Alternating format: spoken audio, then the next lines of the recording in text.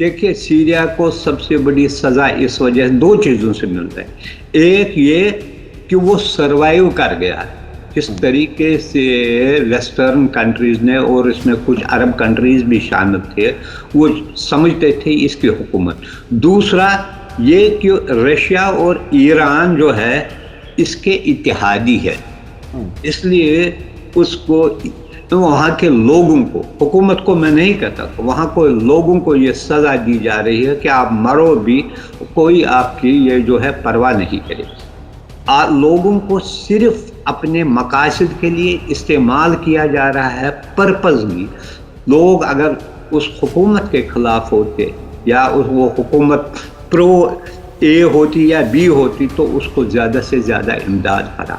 ये एक जहन बन गया है, रेडिकल एलिमेंट्स आए हैं यूरोप में भी, और कोई भी उन पर लगाम लगाने को तैयार नहीं है, बल्कि दिन ब दिन ये एनकरेज ही होते जा रहे हैं।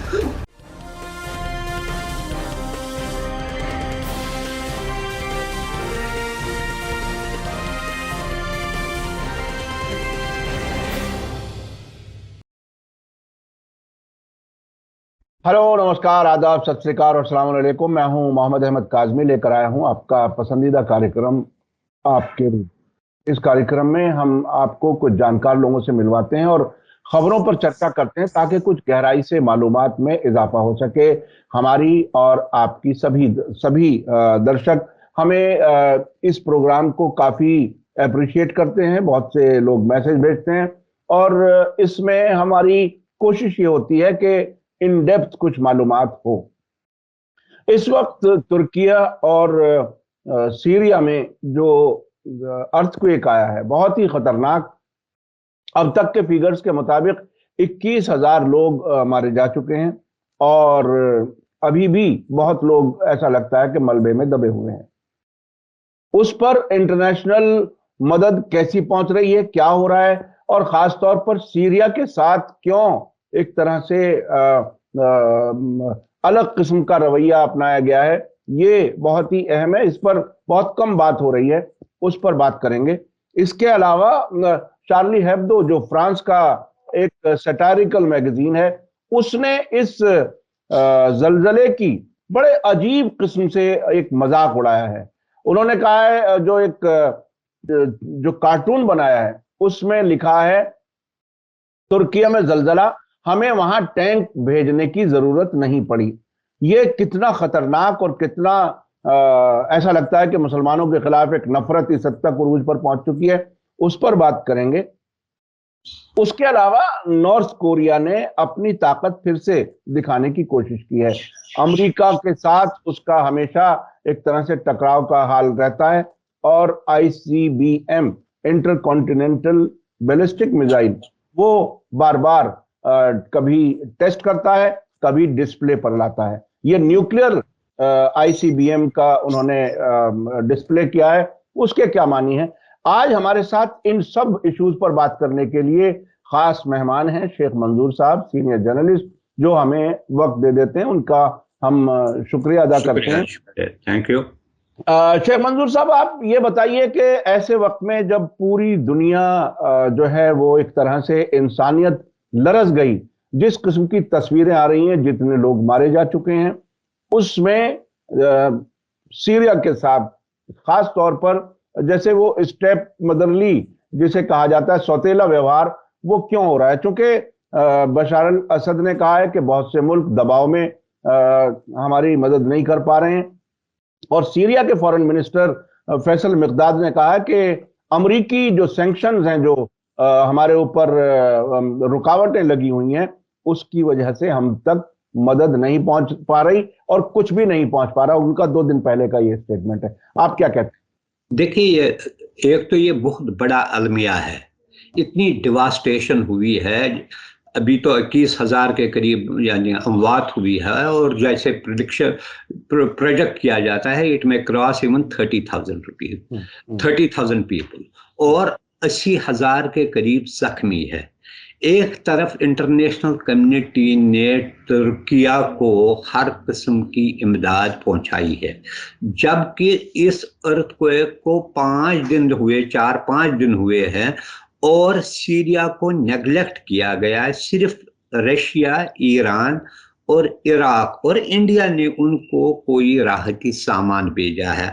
अगर आप देखेंगे ये जो नेचुरल डिजास्टर है, इसमें भी लोग डिस्क्रिमिनेटरी अप्रोच अपनाएंगे, तो ये बहुत अलमिया की बात है, ये बहुत दुख की बात है कि जिस वक्त क्राइसिस का आवर जो है, इस वक्त लोगों के साथ उनको खासकर मेडिसिन की जरूरत है, राहत की जरूरत है, रिलीफ वर्क की जरूरत है, उस वक्त भी अगर आप ऐसा अप्रोच अडॉप्ट करेंगे तो ये इंसानियत जो है शर्मसार होती है।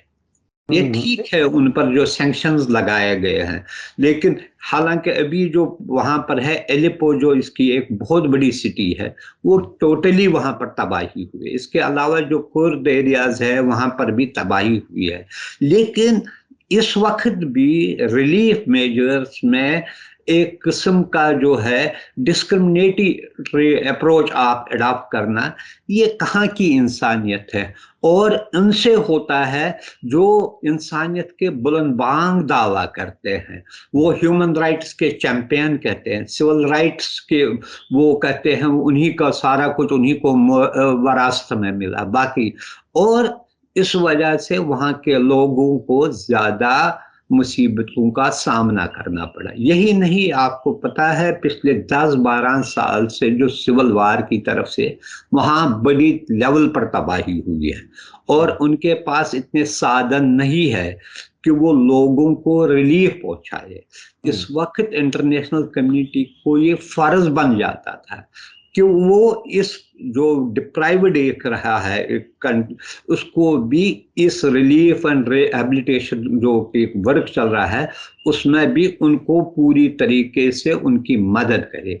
सिर्फ कुछ गिने चुने जो है कंट्रीज ही आए। अब 4 दिन के बाद यूएस ने कहा है कि जो उन्होंने सैंक्शंस लगाए हैं उस पर ह्यूमैनिटेरियन एड उसके कवर में नहीं आता है, लेकिन इनिशियल स्टेज पर अर्थक्वेक या कोई नेचुरल डिजास्टर है उसमें जितनी आपको पहले 3-4 दिनों में जरूरत पड़ती है, लोग मलबे में दब जाते हैं, बिल्डिंगों में है, उनके लाशें पड़ी रहती हैं, उनको जख्मियों को हॉस्पिटल पहुंचाना है, ब्यूरियल करना है, ये पहले 3-4 दिन ये बहुत लेट उन्होंने किया है और इसका अब इम्पैक्ट भी इतना नहीं होगा। अफसोस की बात यह है कि इवन यूरोपियन कंट्रीज जो है उन्होंने भी कोई खातिर खा मदद उस कंट्री को नहीं किया है। उसकी इकोनॉमिक सिचुएशन बहुत खराब है।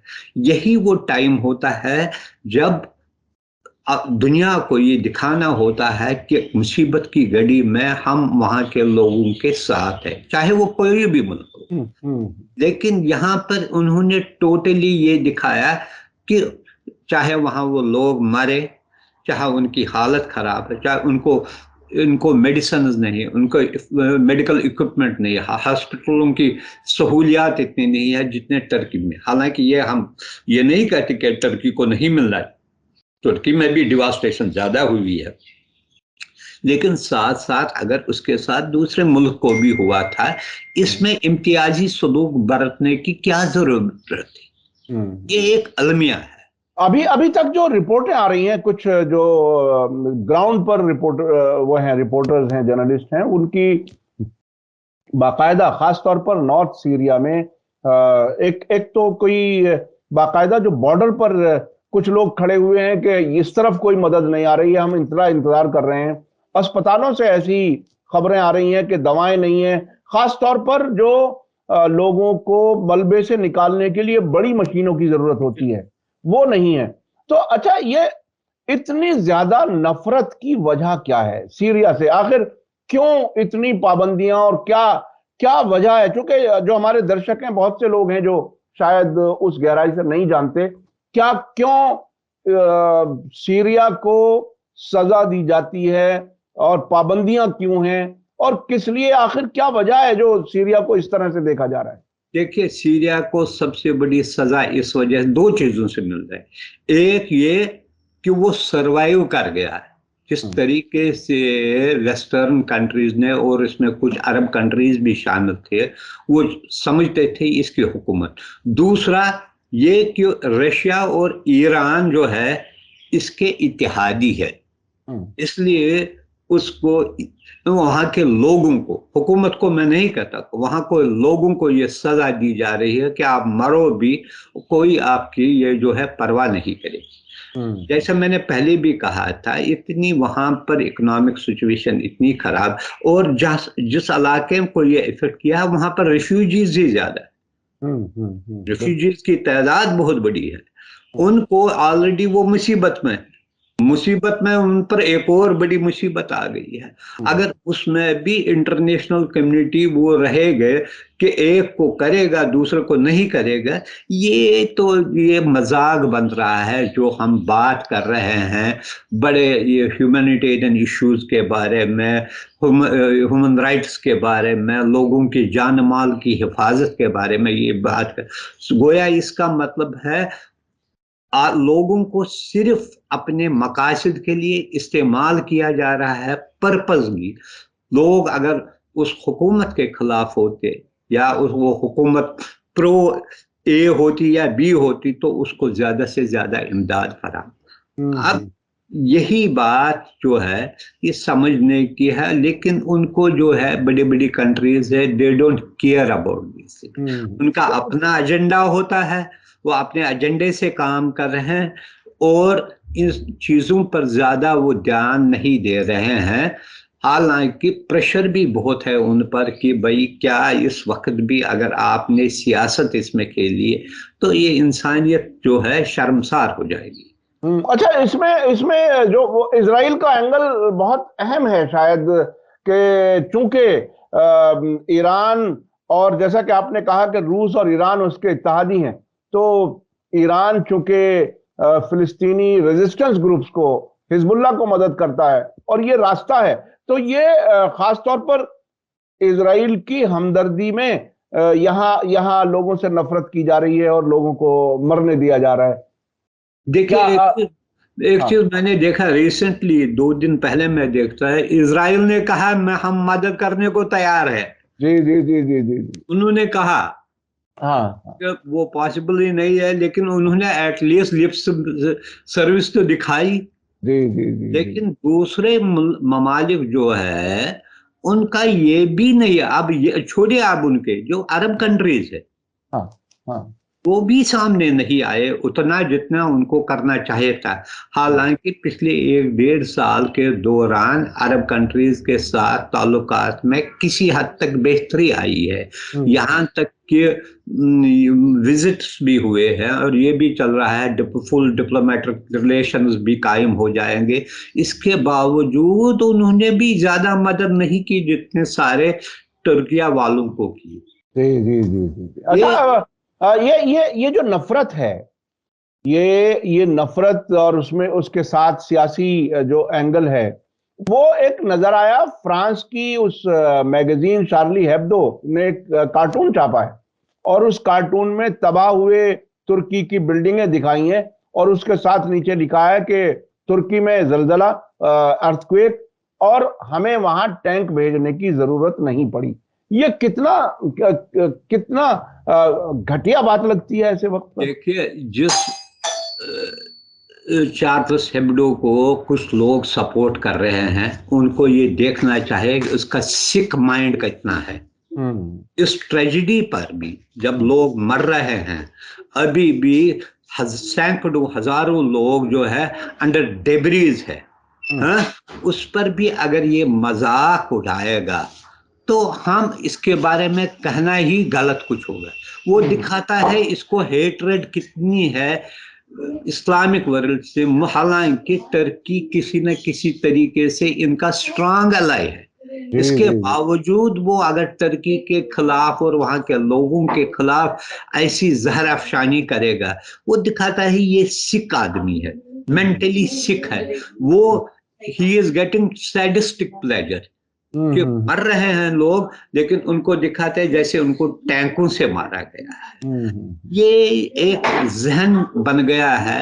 रेडिकल एलिमेंट्स आए हैं यूरोप में भी, और कोई भी उन पर लगाम लगाने को तैयार नहीं है, बल्कि दिन ब दिन ये एनकरेज ही होते जा रहे हैं। और बार बार वो ये कोशिश करती है ताकि वो इंटरनेशनल मीडिया के हेडलाइंस में रहेंगे। उनका कोई काम नहीं है, उनके अखबारात इसी से बिकते हैं।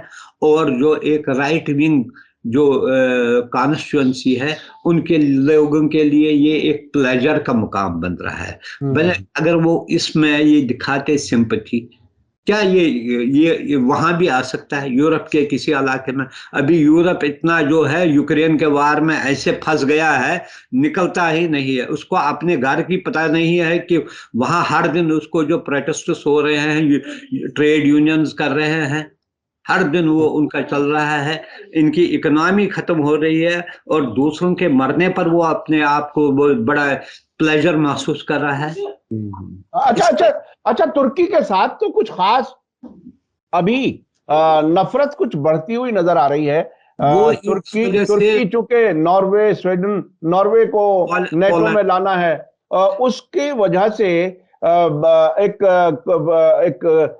बहुत ही हेट स्पीच के लिए मशहूर एक आदमी है, जो हर फ्राइडे को तुर्की की एम्बेसी के सामने या किसी मस्जिद के सामने कुरान जलाने की भी हिम्मत कर रहा है। और वो ये कह रहा है जब तक नेटो में इनको शामिल नहीं करेगा, तुर्की इजाजत नहीं देगा, तब तक हम यही करते रहेंगे। तो तुर्की के खिलाफ ज्यादा, चूंकि तुर्किया जो है नेटो का मेंबर है, नेटो का एक उसूल है, अगर एक मेंबर भी ऑब्जेक्शन करेगा तो वो दूसरी कंट्री उसका मेंबर नहीं बन सकता है।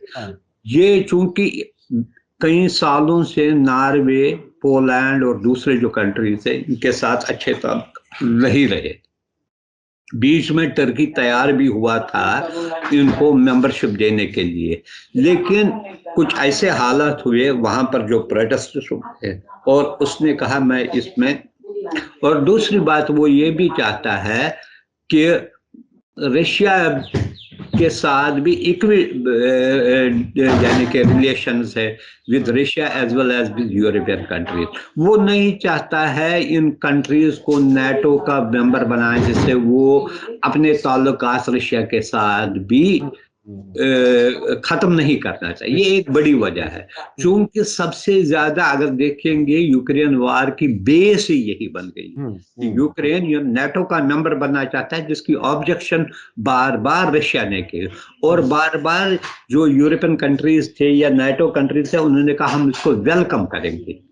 और यही बुनियाद बन गई वार की, चाहे ये उनके लिए कुछ और भी वजह थी, लेकिन ये इसलिए वो नहीं चाहता है वो एक्सपैंड करे इस वक्त जब दोनों बिग पावर्स के दरमियान लड़ाई चल रही है। तो इस वक्त इसका ये मतलब है कि जो भी नेटो का मेंबर बनेगा वो रशिया का नंबर 1 दुश्मन बन रहा है।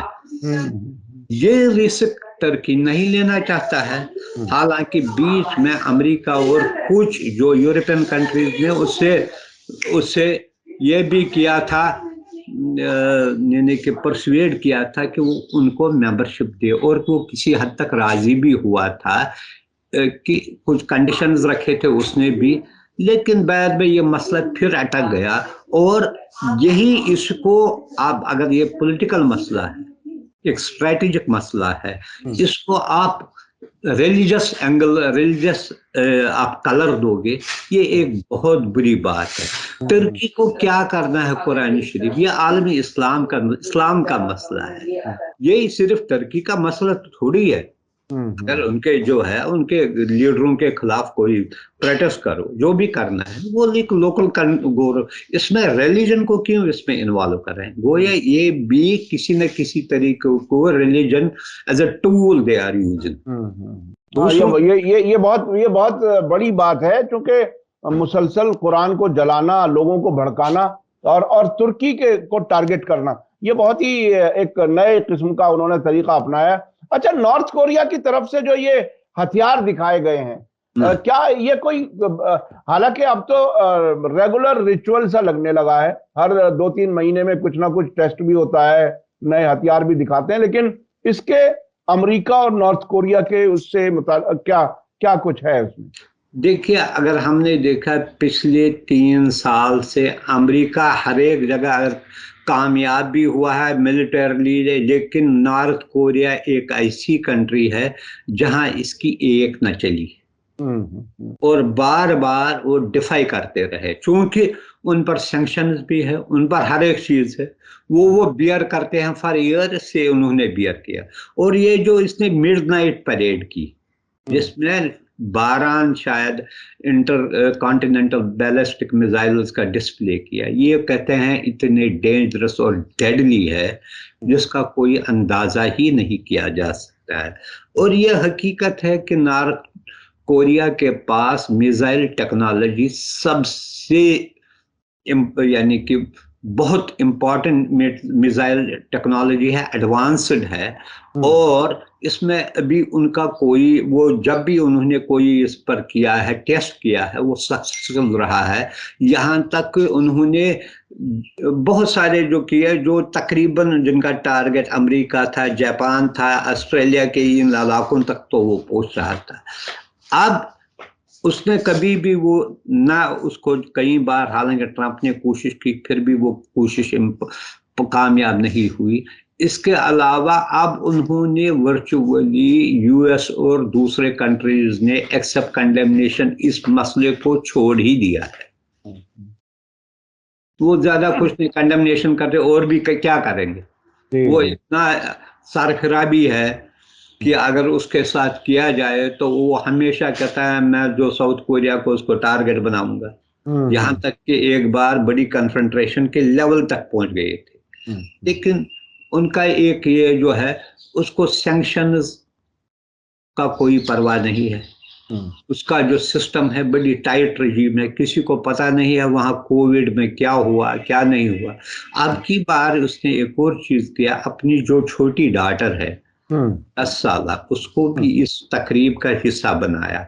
हालांकि वो अभी 10-11 साल की है, लेकिन वो भी, और मिडनाइट ये करना, ये परेड, ये एक किस्म का उसने मिलिट्री माइट का डिस्प्ले किया और दिखाया कि लोगों को इनवाइट किया, अगर आप लोगों में दम है, आपकी कंट्रीज में दम, तो आप मुझसे कन्फ्रंट कीजिए। और ये ऐसा लीडर है, इसके फादर या उसके ग्रैंडफादर भी जो थे, जिन्होंने हमेशा जो है वेस्ट के खिलाफ यानी कि अपना स्टैंड बरकरार रहा, उसमें कोई चेंज इनमें नहीं आई है, और बल्कि ज्यादा से ज्यादा जो है एग्रेसिव ये बन रहे हैं अपने अप्रोच में टुवर्ड्स वेस्ट। अच्छा, अमेरिका प्रोवोक करता है, दुश्मन को मजबूर करता है। मुझे याद है कि व्लादिमीर पुतिन ने एक स्टेटमेंट दिया था कि अगर हम नहीं रहेंगे तो दुनिया ना रहे, हमें क्या लेना देना। यानी वो उस हद तक न्यूक्लियर हथियार इस्तेमाल करने की उन्होंने जवाबी एक तरह से धमकी दी थी। इसी तरह से ये नॉर्थ कोरिया भी बहुत ही मसल पावर दिखा रहा है, और हालांकि बहुत छोटा सा मुल्क है, देखने में बहुत छोटा मुल्क है। नहीं, मिलिट्री में उसका कोई जवाब नहीं। जी जी जी, मिलिट्री में उसका कोई जवाब नहीं है। ये खासकर मैंने कहा है मिसाइल टेक्नोलॉजी जो है दूसरे कंट्रीज को भी जो वहां से ही सप्लाई हुई है, मिसाइल टेक्नोलॉजी वहां ही हुई है। और इसमें अगर वो मेरे ख्याल में मैक्सिमम जो एक्सपेंडिचर जो कर रहा है वो मिलिट्री की स्ट्रेंथन के लिए करते, जो उसकी परेड भी होती है उससे विजिबल होता है। जैसे ये इन 12 ये इंटरनेशनल लेवल बन गया है इस वजह से कि ये लग रहा है कि इनके पास ऐसे जो हाई टेक्नोलॉजी है जो किसी भी कंट्री के खिलाफ इस्तेमाल हो सकती है, एंड वो उसमें सक्सेसफुल हो जाएंगे। ये बड़ी बात है। ये मिसाइल जो है वो अमेरिका के दुश्मनों के पास बढ़ती जा रही है। अभी 2 दिन पहले खबर थी ईरान से, इसको इजरायली मीडिया ने बहुत ही प्रोमिनेंस के साथ छापा, जिसमें बताया कि एक मिसाइल डिस्प्ले की है इस्फहान में IRGC ने, जिस पर डेथ टू इजराइल लिखा हुआ है, और वो बहुत ही खतरनाक किस्म की है। तो वो ये मिसाइल टेक्नोलॉजी और ईरान पर जो न्यूक्लियर डील की बात करते हैं तो इजराइल हमेशा ये कहता है कि इनकी जो मिसाइल टेक्नोलॉजी है उसको भी उसके अंदर लाया जाए। ये हाँ देखिए, सबसे बड़ी बात है जिन जिन कंट्रीज को यानी कि यूएस, खासकर मैं नहीं कहूंगा इंटरनेशनल कम्युनिटी, यूएस या इसके अलायंस ने किसी किस्म के सैंक्शन लगाए हैं, इनको ये लग रहा है कि यूएस कभी न कहीं किसी न किसी तरीके से उनके हुकूमतों को टॉपल करना चाहता है, यहाँ वो अपनाइए। तो नेचुरली वहाँ की हुकूमतें जो होती है या वहाँ जो सिस्टम होता है वो ये कोशिश करता है कि डिफेंस के मामले में डिफेंस कैपेबिलिटीज उनकी बढ़ जाए। उसमें जो नए वारफेयर में जो उसमें मिसाइल टेक्नोलॉजी भी है, अभी यही नहीं कि अभी जो कहते हैं यूक्रेन वार में जो रिपोर्ट्स आए हैं ईरानियन ड्रोन्स के बारे में, कहते हैं बेस्ट ड्रोन्स है जो अटैक करने में बहुत इफेक्टिव रहे। यूक्रेन के कई इलाकों को मैं उनका इस्तेमाल किया रशिया ने, और इसके बाद ये भी न्यूज़ आई है कि रशिया कई हजार ड्रोन्स वहां से लेना चाहता है।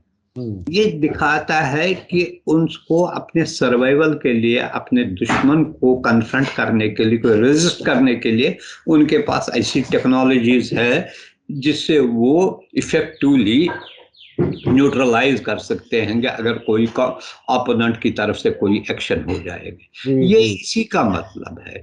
आप देखिए कि ये चाइना को, ईरान का भी यही मसला, ईरान पर सैंक्शंस है। सैंक्शन के बाद एक तो अपना मसला बनता है कि कई बार कोशिश भी की गई, आपको पता है 80s में जो अमेरिकन जहाज आए वो वहां पर, तो ये भी चल रहा है। या उनके न्यूक्लियर साइंटिस्टों को साइबर अटैकों के जरिए या उनको मारा जाता है, प्लान तरीके से मारा जाता है। तो उनको एक ये लग रहा है कि ये एक सेल्फ डिफेंस के तौर पर एक जो है वेपन हुआ है।